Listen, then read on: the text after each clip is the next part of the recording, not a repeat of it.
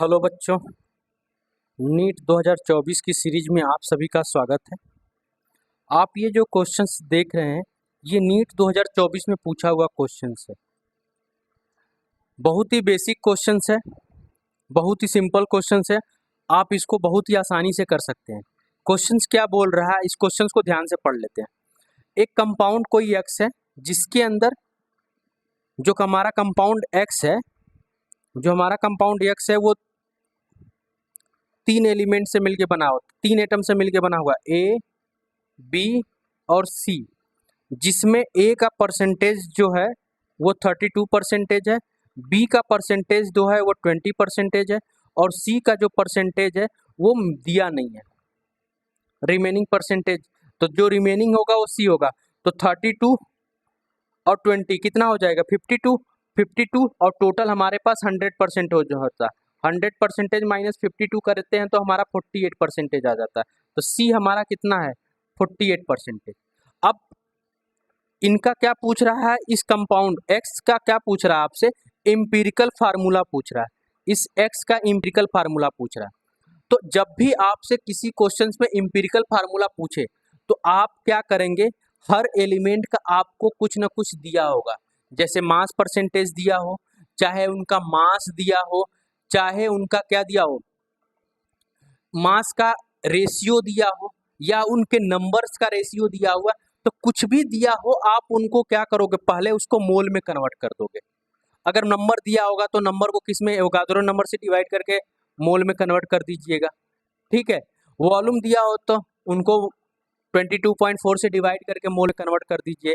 जैसे यहाँ पे मास परसेंटेज दिया हुआ है तो हम इनको क्या करेंगे, परसेंटेज को मास में ले लेंगे। ये कितना हो जाएगा, 32 ग्राम। ये कितना हो जाएगा, 20 ग्राम। ये कितना हो जाएगा, 48 ग्राम। ठीक है। अब इसी तरह से अगर ये मास का रेशियो दिया होता, जैसे मान लेते मास का रेशियो ए बी सी का मास का रेशियो 1:3 दिया होता, तो अब इसको हम 1 ग्राम 2 ग्राम 3 ग्राम ले लेते थे। तो जो भी अमाउंट दिया होगा आपको उसको क्या करना है, उसको ग्राम में ले लेना है। वॉल्यूम में दिया होगा तो वॉल्यूम में ले लेना। ठीक है। जिस भी चीज में दिया होगा उसका लेके, अब उसको लेने के बाद आप उसको क्या करेंगे, उसको मोल में कन्वर्ट करेंगे। जैसे 32 है, अब इसको मोल में कन्वर्ट करेंगे तो कितना हो जाएगा, ए का एटॉमिक वेट दिया हुआ, ए का एटॉमिक वेट 64 दिया हुआ है। ए का एटॉमिक वेट यहाँ पे देखिए आपको 64 दिया हुआ है। ये बी का 40 दिया हुआ है, सी का 32 दिया हुआ है। तो मोल में कन्वर्ट करने के लिए मोल का क्या फार्मूला होता है, mole equal to given mass. Mole equal to क्या होता है, गिवन मास अपान में मोलर मास, या एटॉमिक मास, एटम होगा तो एटॉमिक मास से ले लेना, मॉलिक्यूल होगा तो मॉलिक्यूलर मास ले लेना। ठीक है।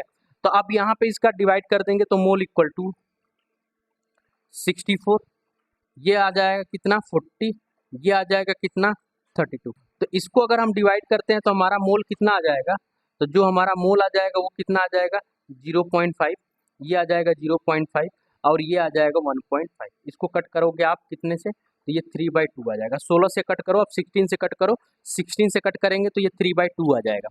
3/2 का मतलब 1.5। अब इसके बाद क्या करना है, तो आपको जब इम्पिरिकल फार्मूला जब भी पूछे तो आपको 3 या 4 स्टेप आपके दिमाग में चलना चाहिए।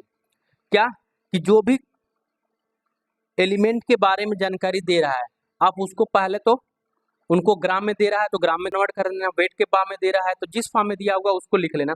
उसके बाद जो पहला स्टेप करोगे आप उसको क्या करोगे, उसमें मोल निकालोगे। पहला जिस भी एलिमेंट दिया होगा उससे आप क्या करोगे, मोल निकालोगे। मोल आ जाएगा तो मोल में आने के बाद क्या करोगे, जो सबसे कम मोल सॉरी जो सबसे कम मोल दिया होगा उससे सबको डिवाइड कर दोगे। देखो यहाँ पे 0.5 मोल आया है सबका, तो 0.5 से सबको डिवाइड कर दो तो क्या आ जाएगा 1, क्या आ जाएगा 1, क्या आ जाएगा 3, आ जाएगा 1 1 3। अगर ये कुछ फ्रैक्शन में आता, कुछ और आ जाता, जैसे मान लेते हैं अगर हम इसको डिवाइड कर रहे होते तो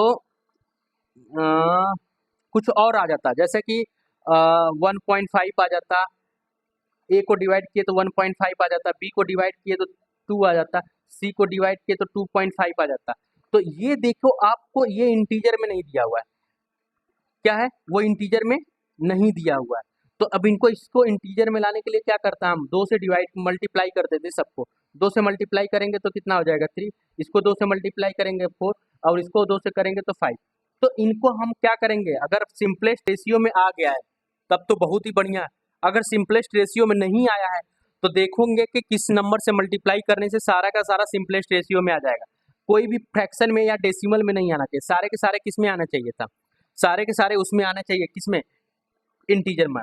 तो यहाँ पे ए बी सी सारे इंटीजर में आ गए, तो जो ए के नीचे इंटीजर आया होगा वही लगा देना, जो बी के नीचे इंटीजर आएगा उसको नीचे लगा देना, जो सी के नीचे इंटीजर आएगा वो लगा देना, और यही आपका क्या हो जाएगा, एम्पिरिकल फार्मूला।